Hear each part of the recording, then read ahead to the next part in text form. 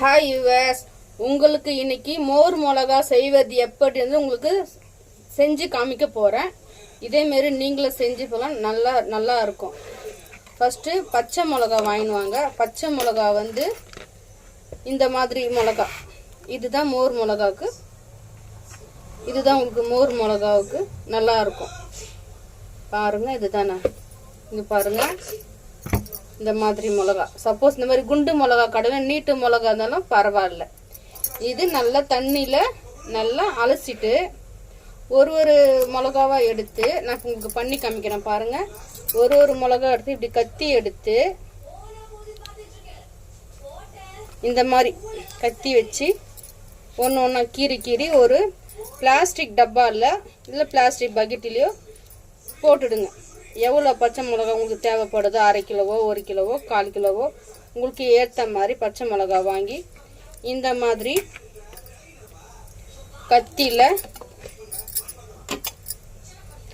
கத்திலையோ இல்லை குச்சியில் ஈர்க்குச்சி கூட யூஸ் பண்ணிக்கலாம். உங்களுக்கு கத்தி வாட்டப்படலை எனக்கு அப்படின்னா ஈர்க்குச்சியில் கூட குத்தி இந்த மாதிரி போட்டு இந்த மாதிரி நீங்கள் செய்யலாம். இது வந்து கல் உப்பு போடணும். கல் உப்பு போட்டு நல்லா ஒரு வாரம் ஊற விடணும். கல்லுப்பு போடுங்க. கல்லுப்பு போட்டு கொஞ்சம் அதிகமாகவே போடுங்க.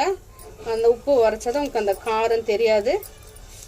போட்டு நல்லா ஒரு வாரம் ஊற வைங்க. அந்த ஒரு வாரமும் தினமும் காலையில் சாயந்தரம் 2 வேளையும் குலுக்கி வைங்க. குலுக்கி வச்சு ஒரு வாரம் கழித்து இந்த மோர் மிளகாவை எடுத்து தினமும் வெயிலில் நல்லா காய வைங்க. ஃபுல்லாக அந்த தண்ணி கிண்ணி எதுவுமே இருக்கக்கூடாது. ஃபுல்லாக மொளன்னு காஞ்சிடணும். காஞ்சதுக்கு அப்புறமா எல்லாருமே மோர் ஊற்றுவாங்க. நீங்கள் மோர் ஊற்றாதீங்க. பசுமாட்டு தயிர் வாங்கிக்கோங்க. பசுமாட்டு தயிர் வாங்கிட்டு அவ்வளோ டேஸ்ட்டாக இருக்கும். பசுமாட்டு தயிர் தான் வாசனையாகவும் இருக்கும். பசுமாட்டு தயிர் வாங்கி ஊற்றி பசுமாட்டு தயிரும் ஒரு வாரம் ஊற விடணும். தினமும் அதுவும் காலையில் சாயந்தரம் ஊற விடணும். ஒரு காலையில் சாயந்தரம் இந்த 2 வேளையுமே குலுக்கி வைக்கணும். ஒரு வாரம் ஃபுல்லாக அதேமாரி பசுமாட்டு தயிர்லேயே நல்லா ஊறணும்.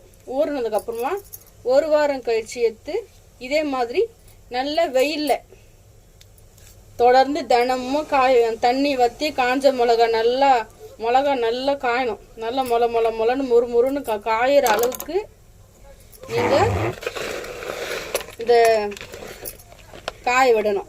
காஞ்சதுக்கப்புறம் நீங்கள் எடுத்து வச்சுக்கலாம். எண்ணெய் எப்போ தயிர் சாதத்துக்கு, சாம்பார் சாதத்துக்கு, அப்புறமா மெயின் சாம்பார் சாதம், புளி சாதம், மோர் சாதம், இந்த மாதிரி இதுக்கு வச்சின்னு கூழுக்கு இது வச்சு சாப்பிடலாம். நல்லா இருக்கும்.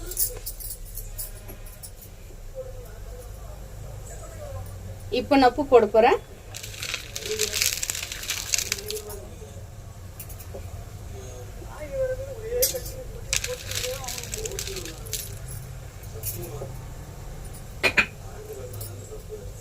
பாருங்க வியூவர்ஸ், நான் இப்போ உப்பு போட போறேன். உப்பு போட்டுட்டு நல்லா குலுக்கணும். இந்த மாதிரி ஒரு வாரமும் காலையில் சாயந்தரம் 2 வேளையும் குலுக்கி நீங்கள் நல்லா ஊற வச்சு எடுத்துட்டீங்கன்னா ஒரு வாரம் தொடர்ந்து காய வைங்க. இதே மாதிரி மோர் ஊற்றி கடைசி பசுமாட்டு தயிர் ஊற்றி இதேமாரி ஊற வச்சு இதேமாரி குலுக்கி ஒரு வாரம் ஊற வச்சு வெயிலில் நல்லா வெயிலில் காஞ்சதுக்கப்புறம் முறுன்னு காயணும். அந்த தயிர் எதுவுமே கூடாது. எல்லாமே காஞ்சதுக்கு அப்புறமா நீங்கள் எடுத்து எண்ணெயில் போட்டு பொரிச்சு சாப்பிடலாம். டேஸ்டாக இருக்கும். சாம்பார் சாதம், தயிர் சாதம், மோர் சாதம், கூழ், இது எல்லாமே விரும்பி நல்லாயிருக்கும். டேஸ்ட்டாக இருக்கும். வச்சுன்னு சாப்பிடலாம். கஞ்சி கூட வச்சுன்னு சாப்பிடலாம். நல்லாயிருக்கும். Thank you viewers. வீடியோவை லைக் பண்ணுங்கள், ஷேர் பண்ணுங்கள்.